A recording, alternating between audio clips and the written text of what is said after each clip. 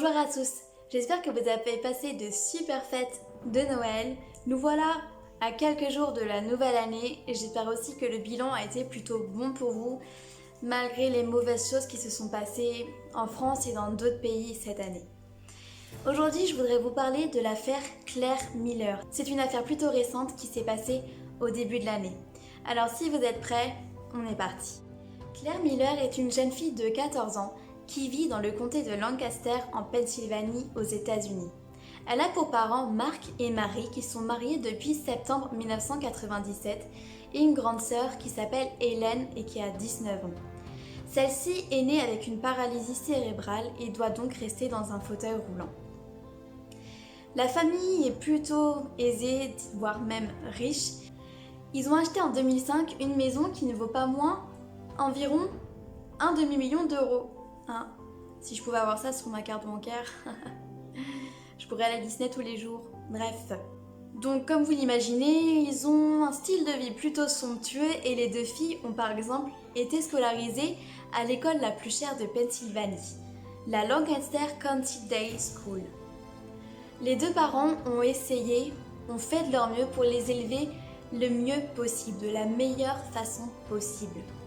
Claire, par exemple, était vue comme une très bonne élève. Elle était plutôt très amicale et était la coprésidente de sa classe, également très active dans les activités périscolaires. Finalement, qui est-ce qui connaît son enfant autant que son enfant se connaît lui-même?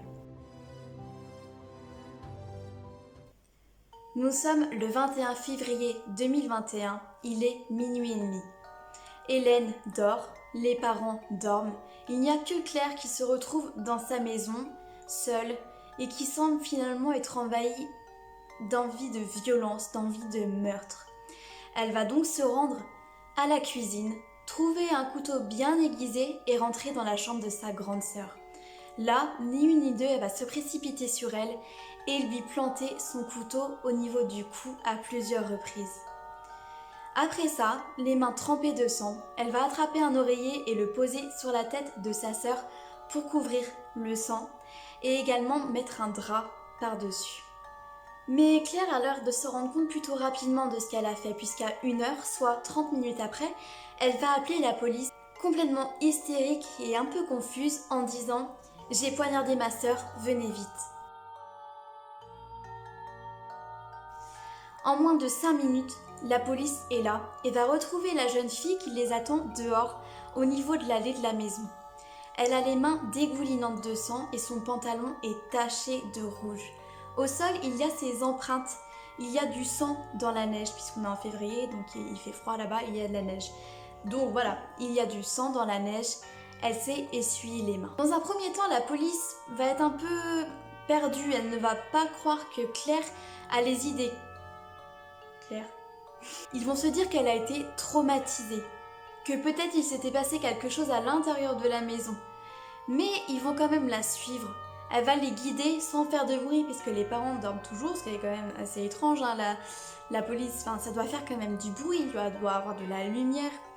Enfin, c'est un peu... Ou alors vraiment la chambre est à l'autre bout de la maison, c'est vraiment un parc quoi la maison. Dans tous les cas, elle va guider la police jusque dans la chambre d'Hélène et ils vont se rendre compte à ce moment précis que ça n'était pas une blague. Là, dans le noir, étendue sur le dos, Hélène est là. On pourrait croire qu'elle dort, mais il y a un oreiller sur sa tête et un drap. La police va donc retirer ces deux éléments pour se rendre compte que juste au-dessus de sa poitrine, au niveau de son cou, il y a encore un couteau.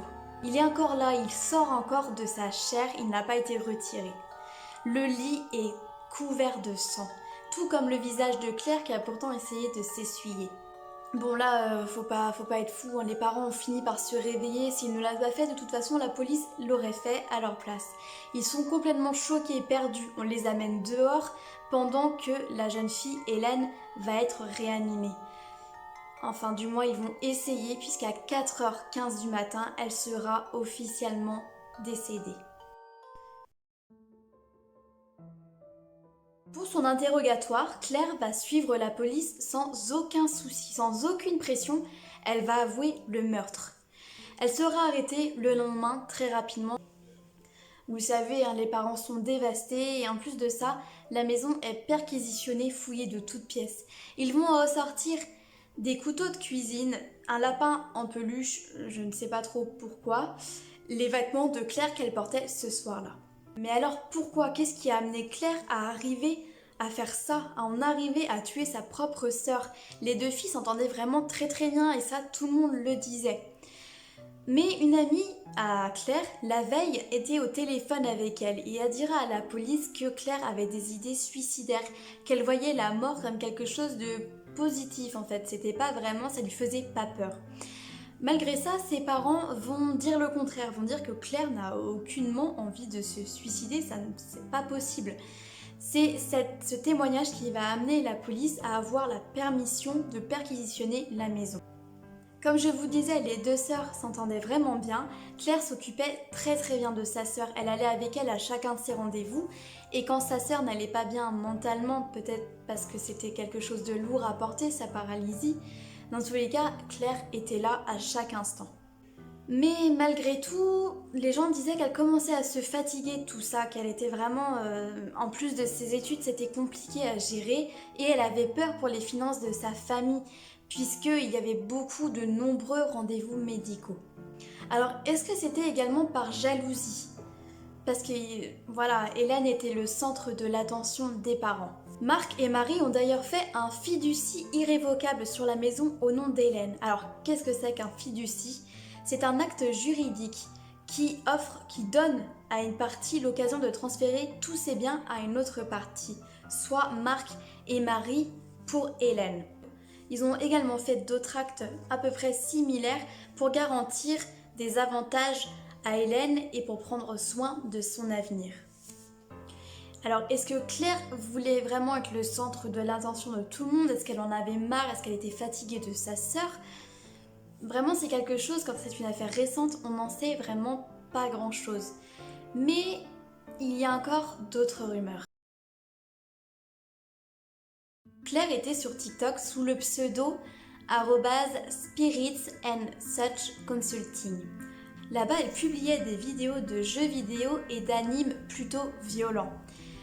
Elle avait à peu près 21 000 abonnés et la police pense peut-être qu'elle voulait s'en servir pour devenir populaire, puisqu'elle avait posté une vidéo de gants ensanglantés quelque temps avant ou quelque temps après le meurtre.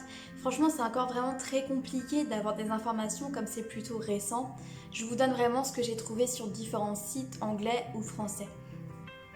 La veille, elle avait par exemple posté sur son TikTok une vidéo où elle disait « Mon père doit arrêter d'ouvrir la conversation avec des... c'est comme les Varguais au Japon ».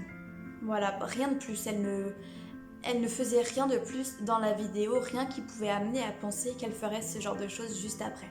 Après qu'elle a été reconnue officiellement meurtrière, comme quoi elle a vraiment tué sa sœur, vous savez, ça a été rendu public et son compte a explosé. Elle a gagné 11 000 abonnés en quelques jours.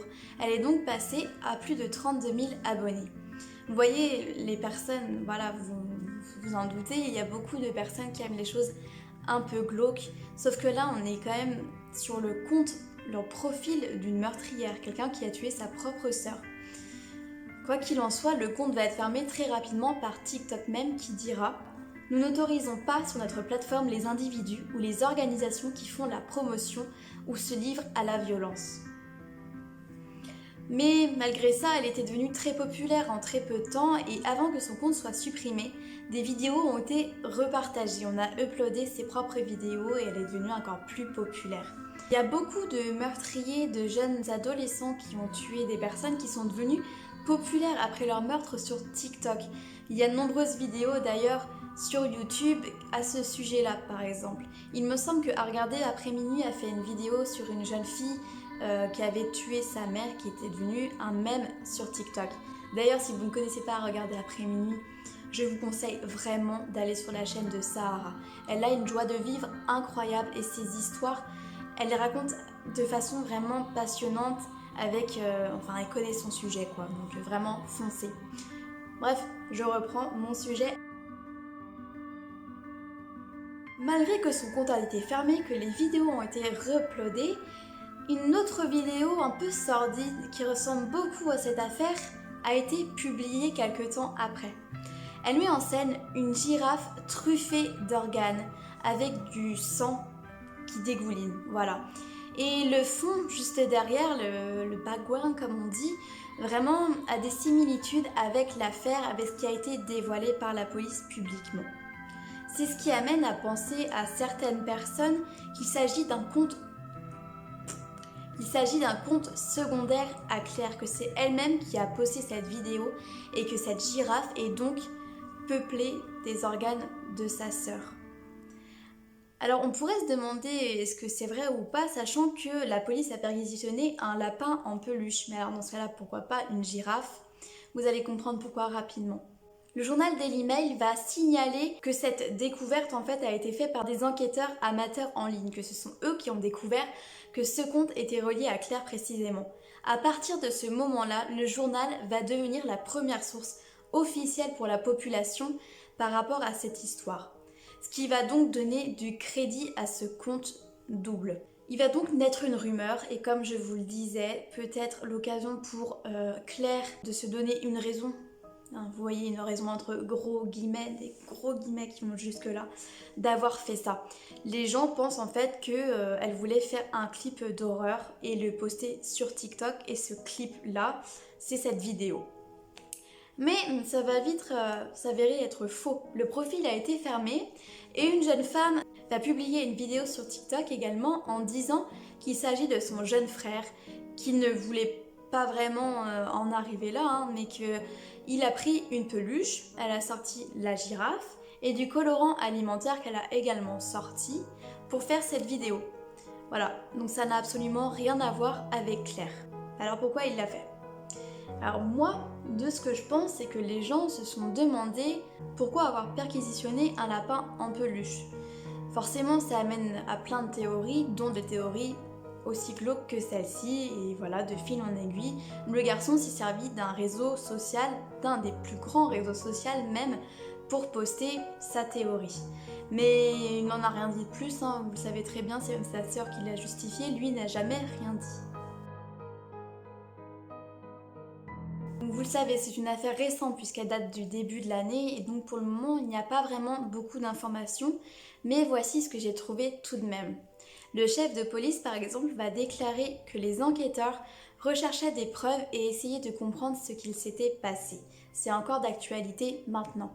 Il rajoutera « Mon cœur va aux parents, je ne peux imaginer leur douleur à cet instant ». Actuellement, Claire est incarcérée dans une prison juvénile du comté de Lancaster, sans possibilité de remise en liberté sous caution. Selon la loi de Pennsylvanie, l'homicide mène directement au meurtre au premier degré. Le tribunal de Pennsylvanie donc dit qu'une personne est passible d'une lourde peine s'il y a un homicide majeur ou mineur.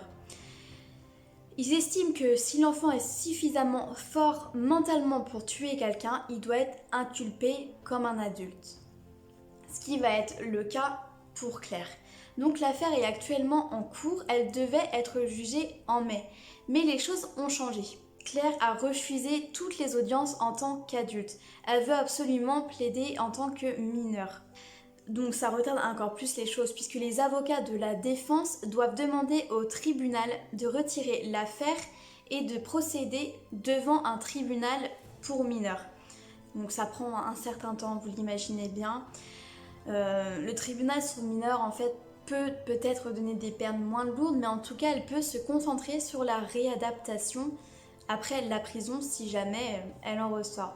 Parce qu'il faut savoir que pour l'instant, d'après mes sources, d'après les rumeurs, elle pourrait être condamnée à mort ou à la perpétuité.